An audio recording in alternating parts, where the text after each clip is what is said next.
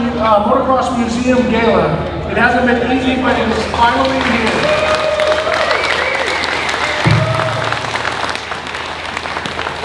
My name is Ricky Johnson, along with my co-host, the voice of Red Bud, Larry Whitmer. Larry, we are going to experience some of the greatest things ever seen, the things that set the pace, the technology that brought the bikes to where they are today, along with the motocross champions, technicians, and everybody involved. So we have one great event, and this is just the matinee. Oh, what a great event, Rick. It's going to be huge. I mean, folks are going to enjoy a lifetime experience. So much of work has been put in this event. I'm super excited. One quick announcement, Red Bud, we got the 2022 MX of Nations this year. I put in a little order, everything the same as last time except the rain. That was a little bit muddy. I enjoyed it as an off-road racer, but it was a $500 cleanup bill on my rental car. There was a couple cleanups we had to do, definitely. But please be informed, there's no set date yet. They have to put the MX event scheduled together, and then they'll release the MX of Nations date. We're shooting 3rd or 4th week in September. So folks, let's start the show. RJ, man, let's go. All right, here we go. Once again, a big round of applause. Here we are. And of course, the man that I'm supposed to be introducing right now is not here. Because in classic Terry Good style, we were missing one motorcycle, one Husqvarna, and Terry decided he was the one that's going to go get it. So normally we'd have Terry do a big opening to let you know and thank everybody for being here, but he is not here at this time. But we do have Jeff Smith, so former BSA factory rider Jeff Smith, and you can start making your way to the stage, please. So please, big round of applause for Jeff Smith.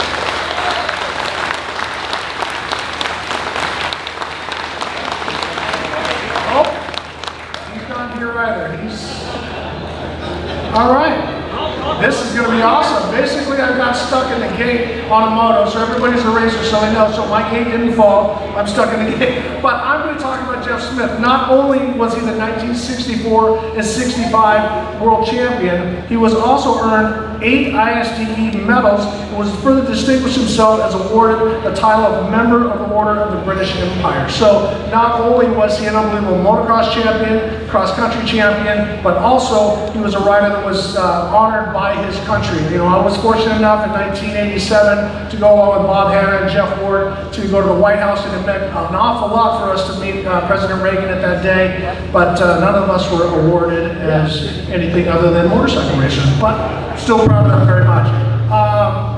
If we do get Jeff, so I'm going to pause for just a second. We're looking for Jeff because I think it's very important. The bike that we're going to be talking about was definitely legendary with him. So I see Gunnar Lindstrom very frantically on the phone. Are we good? Was he coming or? He's lost it. Okay. All right. Once again, so I'm going to briefly talk about the Lido that's been. Yes, I'm going to, Dave Arnold is a big round of applause for Dave Arnold for many reasons. One of the most dominant mechanics in racing, also one of the most dominant factory managers, but also he's been the technical guy behind everything that we have going on here. So once again, Dave, talking about the Lido, it's not just, what? Get up here. All right, we got more people coming up. We're going to freestyle a little bit. I'll start freestyling this a little bit.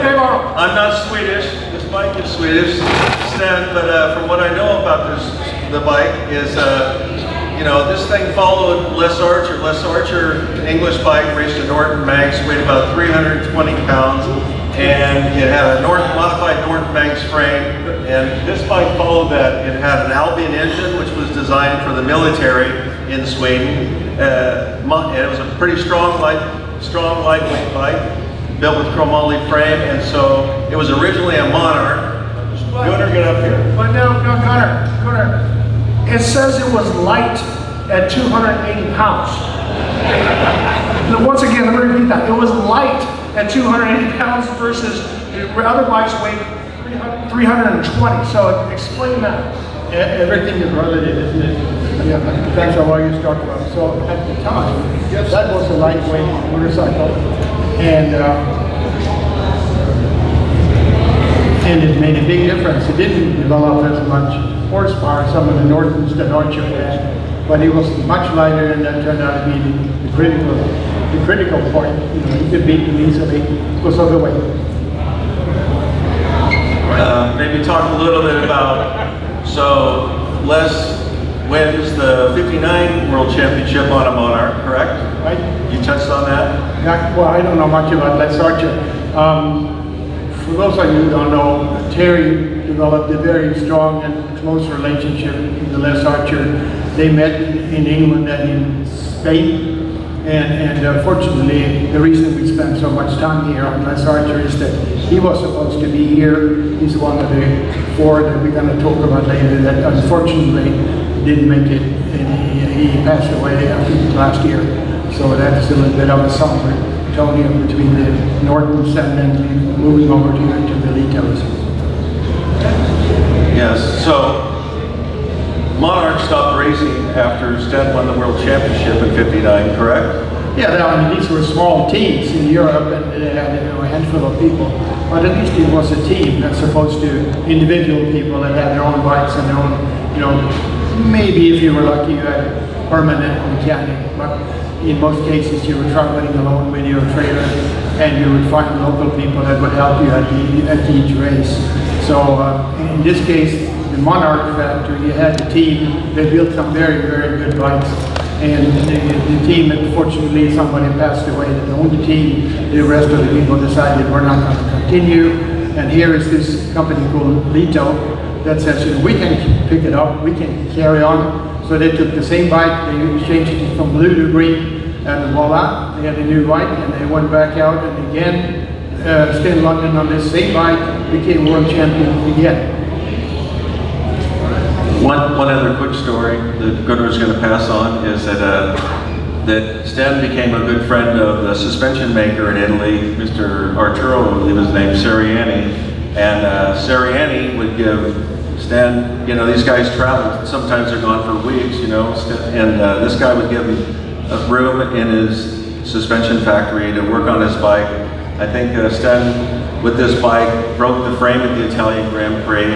Arturo lined it up at the MD Augusta factory, which was kind of a world-renowned factory at the time, would repair the bike, but it was all kind of top secret. Sten couldn't go in there and watch and be with his bike as it was getting repaired. But also, kind of notable with the bike is Arturo Seriani agreed his suspension being a big deal for all these heavy bikes and after. So Arturo agreed to make one of the first offset axle front forks, and you can see on the Lido on this bike here to where, and I think Sten was the first one to race with these forks, and they became readily available, and then of course many people on the circuit wanted the same. So. Yep. So yeah, that was the initial motorcycle fork by Seriani company, and as we know now, they became world known all over for motorcycles from then on. But this was their start. And one quick thing, did you touch on the fact the engine was created for the military bike, right? And you already got that? No, I didn't get that. That's a good point.